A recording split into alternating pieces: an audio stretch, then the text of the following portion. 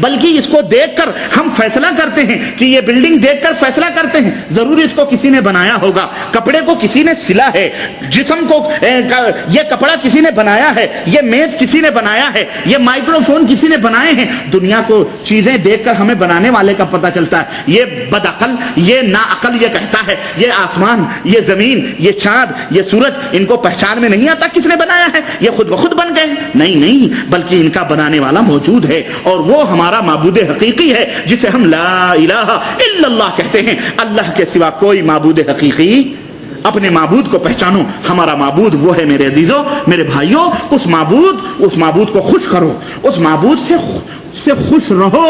اللہ کے نبی فرماتے ہیں کہ اللہ تعالیٰ فرماتا ہے کہ میرے بندے میرے بارے میں جیسا گمان رکھیں گے میں ان کے ساتھ ویسے ہی کروں گا۔ تو پھر برا گمان اللہ سے کیوں رکھتے ہو؟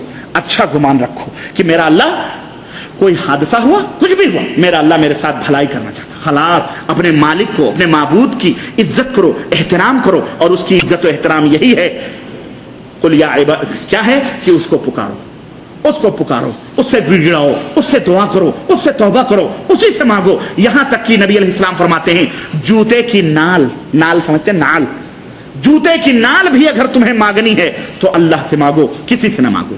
اللہ ہم سب کو اپنے معبود، اپنی ذات، اپنے صفات، اپنے الوہیت، اپنی ربوبیت، اپنی رزاقیت، خلاقیت میں ہم سب کو شرک کرنے سے بچائے، اور پاک پروردگار ہمیں توحید کی دولت سے مالا مال فرمائے، اور اپنی حقیقت کو سمجھنے کی توفیق عطا فرمائے، ہم کو اپنے صراط مستقیم پہ چلنے کی توفیق عطا فرمائے۔ پاک پروردگار ہم میں سب کی جائز ضرورتوں کو اللہ پوری فرمائے، اور ہم میں جو خطائیں ہوئی اللہ ان سب کو معاف فرمائے۔ آمین یا رب العالمین۔ وصلی اللہ علی نبینا محمد وعلی آلہ وصحبہ اجمعین۔ والسلام علیکم ورحمۃ اللہ وبرکاتہ۔